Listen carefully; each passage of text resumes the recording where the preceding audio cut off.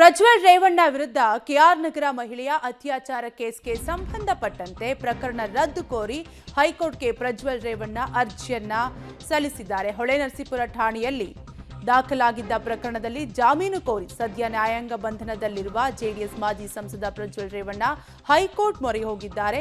ದೋಷಾರೋಪ ಪಟ್ಟಿ ಸಲ್ಲಿಸಲು ಎಸ್ಐಟಿ ಪೊಲೀಸ್ ಠಾಣೆಯಲ್ಲ ಅಂತ ವಾದವನ್ನ ಮಾಡಿದ್ದು, ಸಾಕ್ಷ್ಯ ವಿಚಾರಣೆ ಮುಂದೂಡಲು ಪ್ರಜ್ವಲ್ ಪರ ವಕೀಲರು ಕೂಡ ಮನವಿಯನ್ನ ಮಾಡಿದ್ದಾರೆ.